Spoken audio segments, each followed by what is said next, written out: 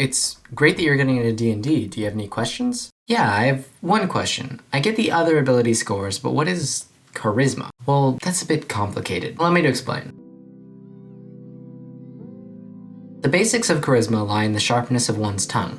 Powering skills like deception and performance is what allows the rogue to smooth talk a guard into letting them out of prison, or the bard to stun a crowd with their musical stylings. That being said, there are 4 classes that cast magic using this ability. The Bard, Paladin, Warlock, and Sorcerer all do this. Let's take a look at each of them. The Bard is an easy question to answer. Their skill with a form of art, whether that be music, poetry, painting, or something else, is so great that they can use it for magic. They're able to weave the mundane ability that they bear into supernatural power. Exactly how they go about this is a bit vague. Art manipulates the weave, yada yada. Although that doesn't stand in the way of us clearly seeing that this skill comes from Bard's force of personality.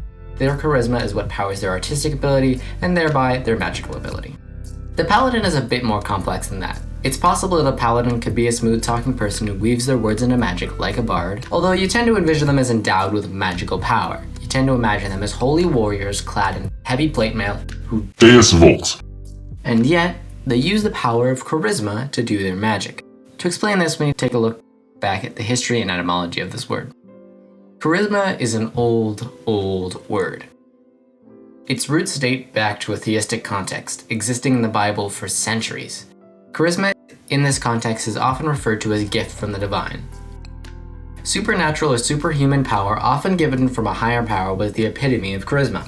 The image of the charismatic hero is the figure who has received a god's favor.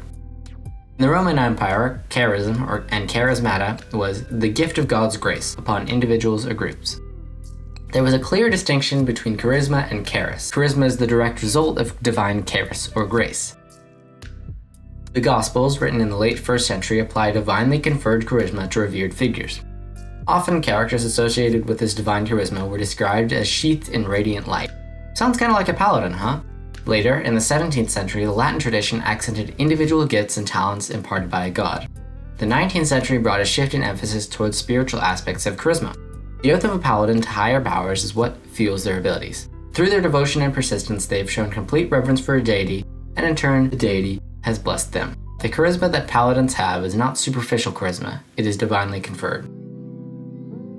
Warlocks are easy to account for by the same logic. Although their power doesn't necessarily come from a divine source, except maybe the celestial, it comes from a higher power. Whether that higher power is a fae, fiend, or genie, or otherwise, it doesn't matter. The power comes as a gift from a powerful magical being who has enough to spare, in return for your soul or a month's dessert or something. Charisma, again, is gifted to them. The Sorcerer is the next piece to this charisma puzzle. For this, we're gonna have to go back in time little ways. We can look back at the 3E D&D handbook to find this little tidbit of knowledge. Sorcerers create magic the way a poet creates poems, with inborn talent owned by practice. They have no books, no mentors, no theories, just raw power that they direct at will. Sure, sorcerers are born with their ability, but have to practice to understand how to truly use their power. We know this already. It doesn't really help us in our quest. Maybe we can go a little bit back further then. Back in the later part of 2E, people didn't often use the provided NPC reaction tables or henchmen, making charisma a dump stat. In order to combat this, Sorcerer was introduced with magic keyed off charisma. Why? There has to be some other reason. Maybe we have to look back, past 2E, past 1E, and past even the creation of RPGs, to the birth of magic.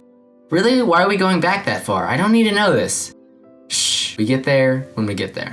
So, mana. You may be familiar with it. It's a staple of magic and fantasy. It represents a vague magical energy that can be used for whatever you want. Its origins lie in Proto-Oceanic context, when it meant something related to the powerful forces of nature, such as thunder and storm winds. As time went on, the concept spread eastward and started referring to unseen natural powers. The word to the Austronesian people represented things like influence, authority, and charisma, as well as the elements. It was used by healers as a catalyst for a ritual of healing, akin to the word amen for prayers. In contemporary New Zealand English, the word mana refers to a person or organization of people with great personal prestige and character. That's a lot like the first definition of charisma in a sense. Alright, are we done? Well, there's one more thing I want to address. Spells. Plenty of spells in 5e require saving throws. Saving throws are keyed off one of the 6 ability scores. The one we are interested with is, of course, charisma. Spells that require charisma saving throws are those like planar binding, plane shift, the hopelessness effect of a symbol spell, or zone of truth. Why do they require charisma over the vastly more popular wisdom? As far as I can tell, there are 40 spells requiring wisdom saves and 14 requiring charisma. Wisdom is often used for seeing through illusion spells or resisting mind control, something that messes with your head. It isn't restrained to these few things though. It covers so much more than that, so it's kinda the default. There must be some common thread between the spells with charisma saves that make them different from the default. What is it though? Maybe we have to look at previous editions yet again. Wisdom has traditionally been interpreted to cover the sheer power of will in D&D, so it would be a natural fit for the Sorcerer. The problem is that sorcerers need to be separated from wisdom-centric clerics. It was retconned for charisma to include the force of personality verging on supernatural force. If D&D had distinct wisdom and willpower stats, sorcerers would probably have been willpower based while clerics would have been wisdom based.